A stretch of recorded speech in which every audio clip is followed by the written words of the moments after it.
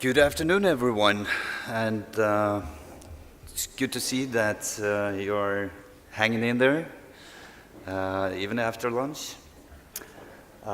First of all, I would like to thank Israel Alpa for inviting Infalpa and myself to this wonderful event.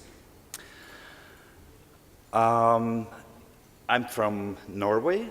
I fly for SAS, and I guess my Norwegian roots have also impacted your country after the Oslo peace process. So it's really nice to be here and to listen to all the good speakers and panelists. And fortunately, the last couple of years in my Air Force career, I flew the Falcon 20, which is a small executive jet, and I had the opportunity to fly both Shimon Peres and also representatives from PLO. It was quite an interesting time. Okay, I was asked to give a short presentation on the importance of pilot associations. And giving that presentation on the importance of the pilot associations is really short. It's important. So no further explanation needed, but I thought I would, not everybody knows what IFALPA is, International Federation of Airline Pilots Associations. By walking you through how we are organized and structured, I think that would be valuable for many of you to see how we work and not specifically touch into a lot of different technical areas, but more give you an overall impression of how we work and where we are working. The IFALPA mission is to promote the highest level of aviation safety worldwide and to be the global advocate of the piloting profession, providing representations, services and support to both our members and the aviation industry. And our role, as we have defined it and as it has been defined for decades, is to deliver safety and security. The way you do that differs today from what it did 7 decades ago, but it's still a core business. And IFALPA was created just after ICAO was created as the United Nations organ for regulating the aviation industry after the Second World War.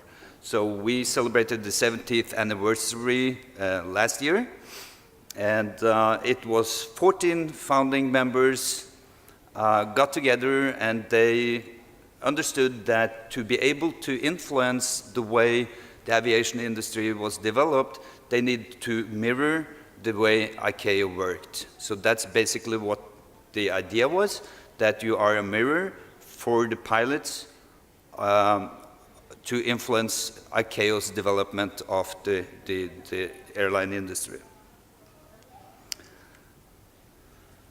So a few numbers here. I need to put my glasses on. We represent, as the only global pilot federation, represents associations worldwide. Nearly 100 national associations and more than 100,000 pilots are organized within the federation. And it's driven by dedicated volunteers who seek to improve aviation safety. So it's volunteer-based. It's founded or funded by the members. It's funded by each individual pilot. So it's self-sustained.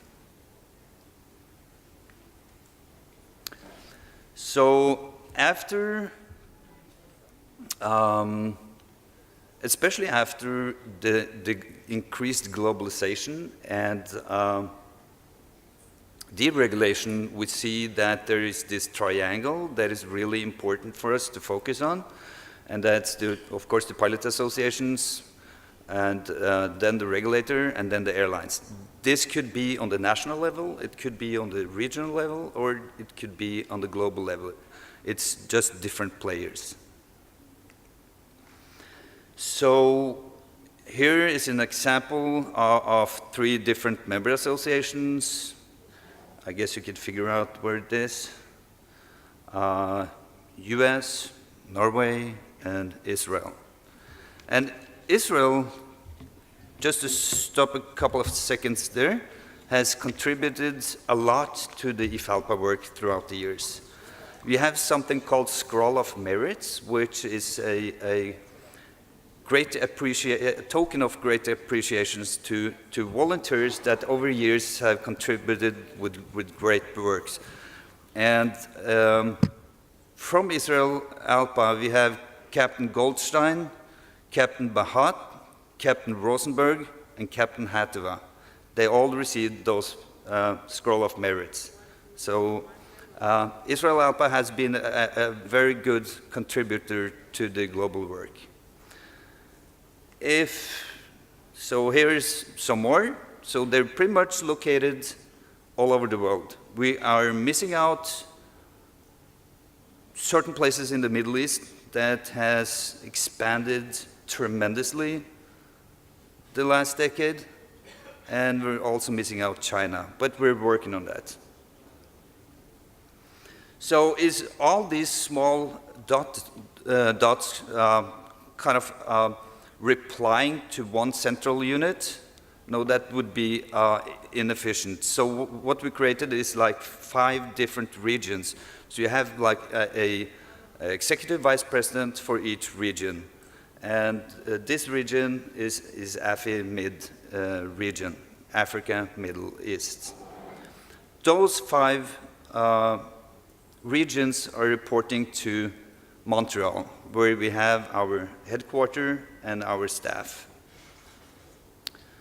So that's the structure part of IFALPA, but this structure needs to be filled with content. And to create that content, to act on certain issues, we have 11 specialist committees.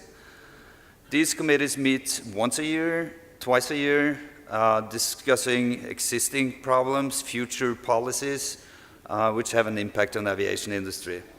They make recommendations to the executive board, and who can participate? Anyone.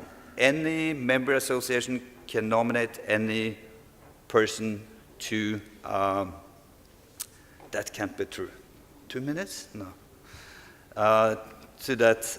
And here you can see the different, it's on the safety and technical side committees, accident analysis, aircraft design and operation, which is highly actual today with the MAX story. And on the professional affairs side, you have the PGA, professional and government affairs, and legal side. And I have to note that as well, that the legal is now chaired by Gad Ariel from Israel Alpa. So these technical and PGA and legal committees, I put one on the bottom there, is the call it a green committee. I think we have all to notify the pressure that's going to be on the environmental side of the industry, the carbon footprint. We need to take that seriously. In Scandinavia now, it's a new word called flight shame. You should feel ashamed if you take a flight. So we all need to work on that together. These committees are creating publications. It's different kind of publications. It's safety bulletins, position papers, external publications, briefing leaflets, and so forth. If you look at the position papers, there's also quite a few, and you can see here one of them, loss of control in flight and aircraft trim. This position paper was made public March 11. And here we're using this IT system since we are a global player. We cannot do anything or everything by physical meetings, so we have built a new platform for exchanging a lot of information. Yeah. And this publication process, I'm going to stop after this one, I promise. This publication process is used for something. We define ourselves as influencers. You have to, a union and an association is two completely different things. Your union is securing your pay and pension. The association is influencers. You are trying to influence the regulation to make the aviation safe and sound. So that's, especially in these times when open skies and deregulation are the buzzwords, we need to pay really attention to that process. I previously showed you regulatory airlines pilot associations. I should have had, half an hour more, but my time is already spent there. If anyone have any questions, feel free to contact IFALPA or contact me or anyone. I urge you to go to the website. There's a lot of good information there. So I'm going to blast through here. This one you have to take a look at. We are safety professionals. And we don't want open skies to be like open waters. So, thank you.